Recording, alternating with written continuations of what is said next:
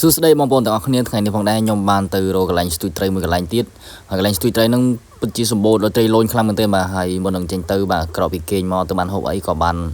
នាំគ្នាញ៉ាំបាយបន្តិចតួចបាទហើយចេញដំណើរទៅឆ្ងាយគួរសមដែរបងប្អូនហ្នឹងហើយនៅខាងភូមិរបស់ខ្ញុំបាទហើយចំពោះផ្លូវវិញគឺអែហ្មងផ្លូវគឺជាស្រួលខ្លាំងមែនទែនបាទពីមុនឡើយគឺមិនដែលមានផ្លូវជាស្រួលអញ្ចឹងទេបាទផ្លូវគឺលក្ខណៈផ្លូវតេះគោបងប្អូនហ្នឹងហើយក៏បន្ទាប់ពីឥឡូវនេះក៏បានធ្វើផ្លូវស្រួលហើយធ្វើឲ្យប្រជាជនយើងក៏ជិះបើកបរក៏ស្រួលអញ្ចឹងណាហើយឥឡូវខ្ញុំធ្វើដំណើរទៅស្ទូចត្រីក៏ស្រួលហើយនឹងមានផ្ទះប្រជាពលរដ្ឋដែលគាត់រស់នៅគៀងនឹងក៏គាត់លក់ដូរលក់អីក៏មកសំរុំអញ្ចឹងបងប្អូនហើយចំពោះកន្លែងនៃខ្ញុំស្ទូចនេះខ្ញុំជិះជិតដល់បងប្អូននេះកន្លែងខ្ញុំជិះមកដល់នេះឃើញមានមនុស្សកំពុងស្ទូចបាទលួចស្ទូចកន្លែងខ្ញុំកន្លែង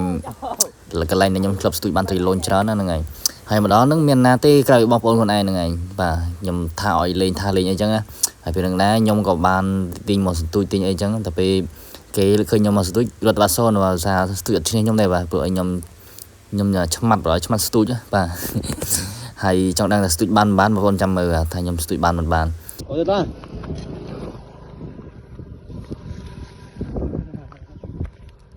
ដាក់មកជិបបណ្ដោយទី6ត្រីសិតស្ទូច2នាក់ស្ទូចយូរតែឯងយេមួយអានេះត្រីទី3បាទធំល្អត្រីទី3បាទបាត់បានពីលុយល្អបងប្អូនត្រីទី4បាទត្រីទី4របស់យើងបាទចុយនេះបងប្អូនត្រីទី4សាក់ត្រីលុយសុតបងប្អូនអត់មានត្រីអីលីឡំទេណាគឺខ្លងលេងនេះគឺអែមហ្មងហើយមួយសម្បកក្រោយមកបងប្អូនមេឃចាប់ដើមខ្មៅហើយរំទះពងប៉ាំងខ្ញុំប្រកាសថាបើជាមេឃភ្លៀងមែនបងប្អូនហើយការប្រឹងប្រែងរបស់យើងគឺបានបរាជ័យបងប្អូនដោយសារខ្ញុំចង់មកស្ទូចយកត្រីលូនដើម្បីយកទៅផ្ទះធ្វើម្ហូបអញ្ចឹងណាតែពេលឥឡូវវាបរាជ័យបាត់បងប្អូនអើយមេឃភ្លៀងផងរំទះផងហើយខ្យល់ក៏ត្រាក់ខ្លាំងទៀតហើយបន្ទាប់ពេលនឹងដែរដីទឹក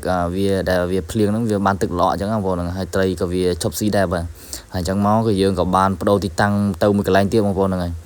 ហើយទៅមួយកន្លែងទៀតហ្នឹងក៏សម្បូរដែរបងប្អូនសម្បូរត្រីខ្លាំងមែនទែនឲ្យតែយើងប៉ែនដើរស្ទូចបាទហើយនេះនៅកន្លែងដែលខ្ញុំជិះមកដល់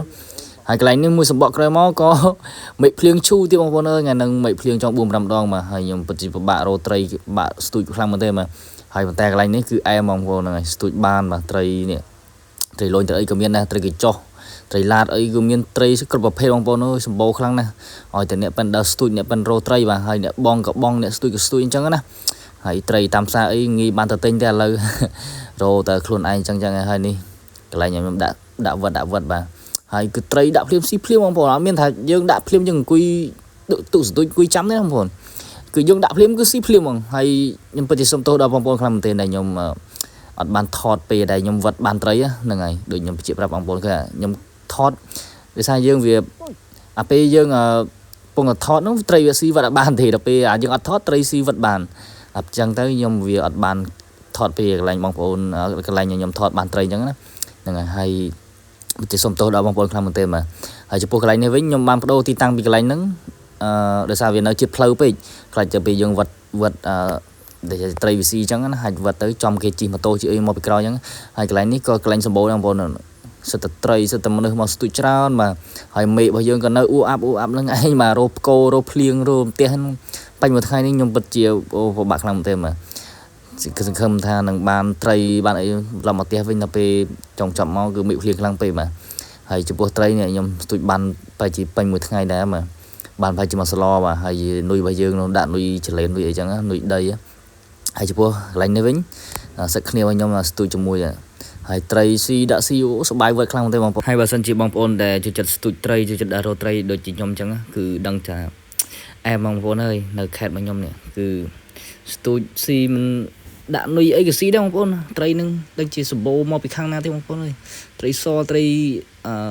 កន្ទ្របទៅអីស្ទូចបានស្រស់ល្អណាស់បងប្អូនហើយយកមកធ្វើម្ហូបស្លមកជូរអី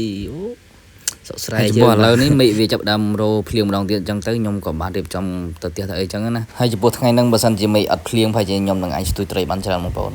ហ ហើយឥឡូវនេះក៏បានរៀបចំចេញទៅផ្ទះហើយនេះជាត្រីដែលយើងបានត្រឡប់មកផ្ទះវិញបាទបានត្រីប៉ុណ្ណឹងបាទមកស្លដែរបាទ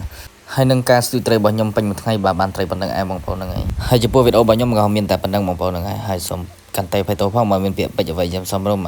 ហើយសូមជួបគ្នានៅវីដេអូបន្តទៀតបាទសូមអរគុណសូមជម្រាបលាជួបគ្នានៅវីដេអូក្រោយបាយបាយ